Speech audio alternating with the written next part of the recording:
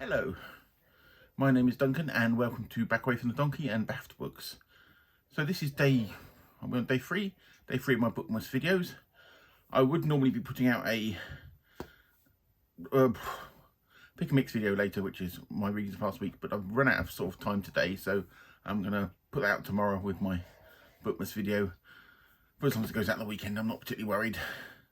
So this is my Bookmas video for the day, and if you don't know, Bookmas is my version of Vlogmas for those of us whose lives are a bit dull, really. So actually, if I did a vlog of my day, it would be pretty boring, but I'm just trying to do a little bit of book content each day as part of Bookmas and just trying to do some random stuff. So today is quite random.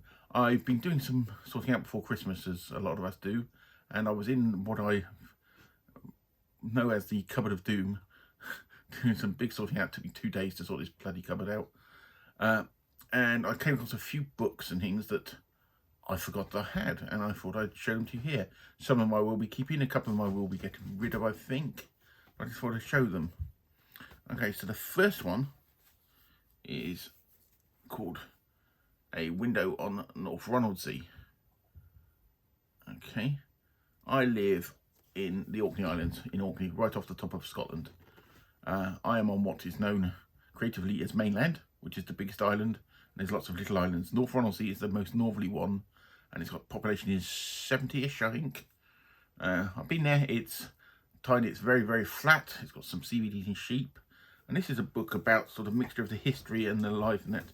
And it's got a great map of the island here.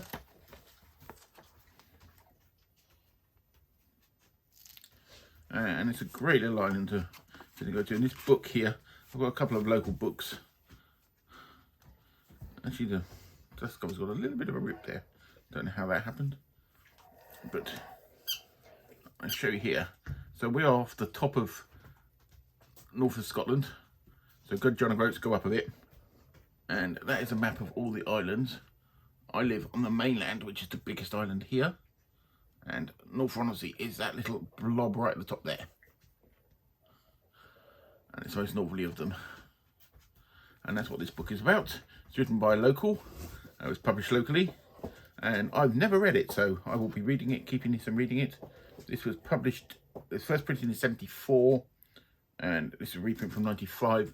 So it's pre-internet, pre a lot of stuff. In 1974, they were a lot more cut off than they are now.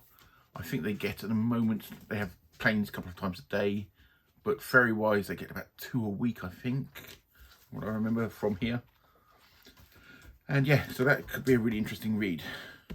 I said, so it was nice to come across that one in my searches. Everything I came across was a pamphlet, and my home where I was brought up was a city called Winchester, right at the bottom of right in southern England. I've lived where I am now far longer than I ever lived down there. So I've been in Scotland a long time, been in Orkney a long time, but I've still got a very soft spot for this. And I've got this little pamphlet about William Walker. And William Walker, the cathedral down there is a beautiful cathedral, and it was built basically on a swamp.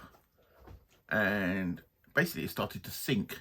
So in 1905, they got this diver in full get up like that, it's a picture of him, to dive underneath the cathedral and basically prop the thing up. They tried to pump it out and prop it up. And this is a little pamphlet from the cathedral about that.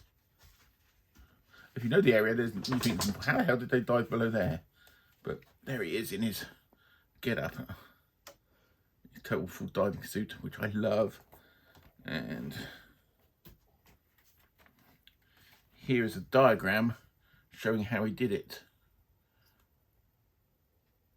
So you've got at the bottom, that's William Walker the diver.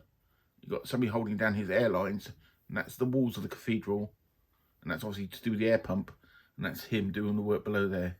It's a fascinating story. It took something like ridiculous amount of years, about 18 years or something, and it's a fascinating, really interesting story.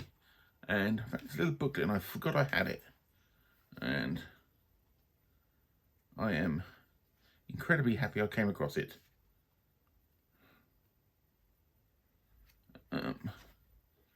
it's saying here how long it took him to do it.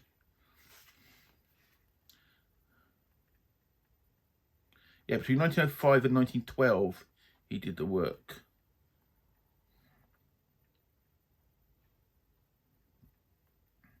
It's got, this is a story about how a workman became a legend.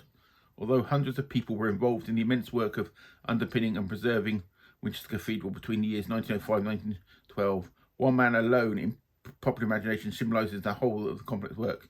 He is William Walker, the diver. His routine work as a diver was regarded as unremarkable and is mentioned only in official reports, but his work under the tottering foundations of Winchester Cathedral struck the popular imagination and has continued to do so with increasing vigour right down to the present time, so much so that all the others who laboured faithfully and presently are generally forgotten. Today there is a statuette to commemorate William Walker near the Chantry chapels, and the powerful percolates within the hailing distance of the statue of Joan of Arc. And I said, it's just an incredible story. He said, I always loved that traditional sort of driving gear. So that was one other thing I found in my cupboard of hell. I said, general thing, Shetland Guidebook to the Shetland Islands, written by a local man, Charles Tate, who lives just up the road. And this is of the Shetland Islands, which is just further north from here if you don't know your Scottish geography. And I have never been to Shetland, been meaning to go to Shetland for years, well, but my wife has been too ill, so we've not been able to do that. Now we got to some other random books I found. Found the Book of the Perfect Storm, which I have never read, which is meant to be a classic, meant to be well written, and I'll keep that, I think. I'll probably read that in the distance in the future. The other one I found was Anthony Burgess' Earthly Powers. The only Anthony Burgess I've read is The Clockwork Orange, which I mentioned in another video a while ago. This one, no idea where I picked it up. It's obviously been in that cupboard for about 10 years. I read the back of it, and the back of it doesn't tell me what it's about. It just says an enthralling epic narrative that spans 6 decades, spotlighting some of the most vivid events and characterizations of our time. Earthly Powers is a cornucopia of invention, dazzling wordplay, and themes of universal significance.